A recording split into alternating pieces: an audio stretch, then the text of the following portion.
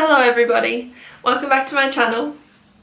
So today we're going to talk a little bit about things that we do to hold ourselves back. So our thoughts and our mindsets that we use to hold ourselves back and why we're not achieving the things that we want to achieve and how we can change that.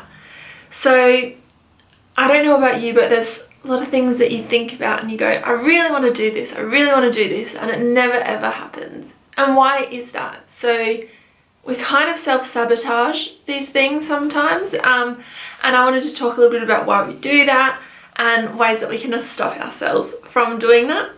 So this topic resonated with me so much because when I was thinking about starting this YouTube channel, I put it off and I put it off for so long, for quite a few different reasons. You know, I didn't want to look silly, I was a little bit scared of being embarrassed, but also I had a lot of excuses. I was, too busy.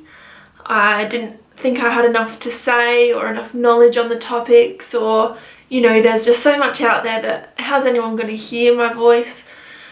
And I just thought, it's so important to me and yet I'm not doing it, and why am I not doing it if it is going to be something that's important to me? So that's why I started looking into our mindsets and why we self-sabotage and why I wasn't actually achieving things even though I wanted to. And so that's why I thought I'd really like to share some of the stuff that I've learned with you guys today. So the biggest one for why a lot of people don't start things, and they find themselves going, I'm going to do this, I'm going to do this, and then they never get there. And when you bury deep down as to why you're not doing it, it's because you're scared. So you might be scared of looking silly, or being scared of failing, or just scared of the unknown. So stepping outside of our comfort zone is really scary, and not knowing what the outcome of a certain situation is really scary, and most people do struggle with that, myself included, and that's really common. And that's probably the biggest reason why most people don't do things, even though they've had it going over in their minds for so long. Another one is we make excuses for ourselves, and this is something that I know I'm guilty of, and I'm sure a lot of people are.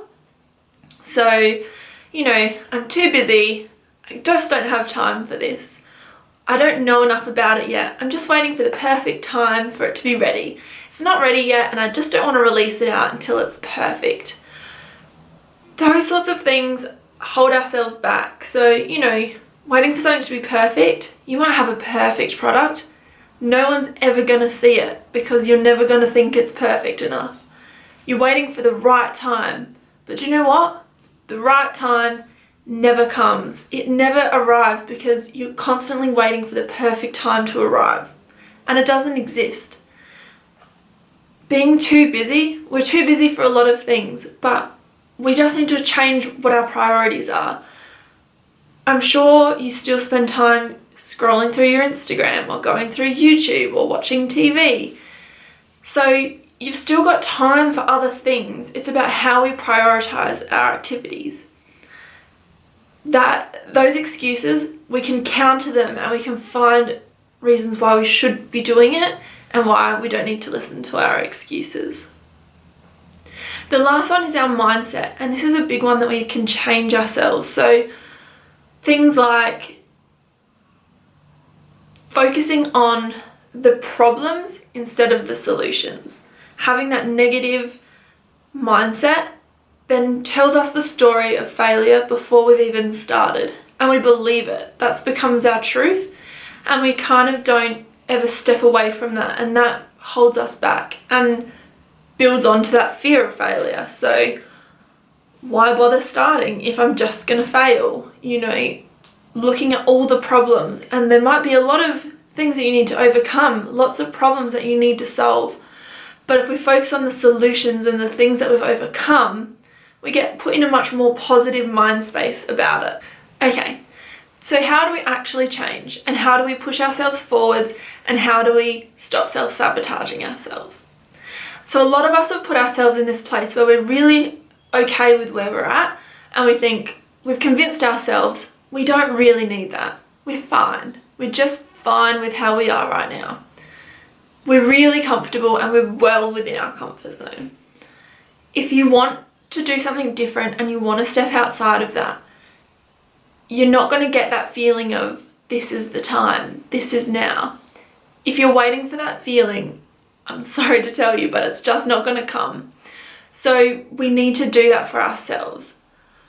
So our brains, in order to change behaviours and change those actions, need something called activation energy. And that's something that we can do within ourselves. So one of the things that some people suggest doing is to kind of push that activation energy and practice that, is to set your alarm half an hour earlier, and when that alarm goes off, instead of pressing snooze, you just jump out of bed. So that's that activation energy. You're not thinking about it, you're not doing it, you're not doing what's comfortable, you know, you're staying in your warm bed, you're just doing it. You're not thinking about it, you're just pushing through the discomfort. And once you've pushed through the discomfort, that's when you get the result. So this is a lot about almost forcing yourself to push through. You don't need to take a gigantic step and a massive leap all at once.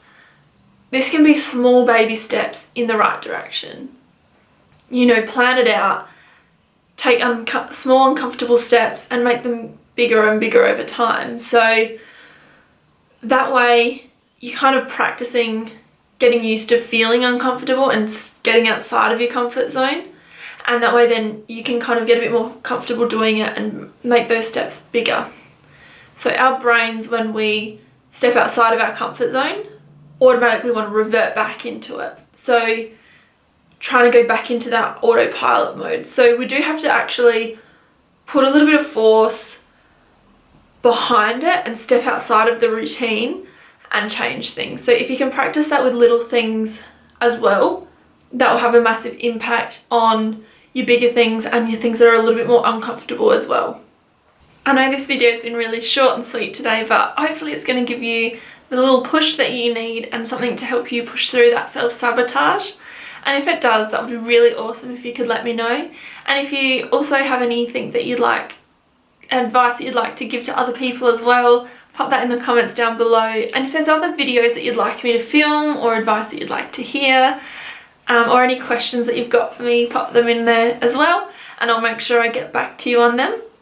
If you've really enjoyed this video and the videos like this, give this video a like and subscribe to my channel. It really does help me out, and I'm going to hopefully upload videos every Sunday afternoon, so it'll be a weekly occurrence. And if you want to check me out on Instagram, I'm at mindful_and_messy. And I also post, I'm very active over there as well. So I hope you'll have a really nice week, and I'll see you next week. Thanks guys. Bye.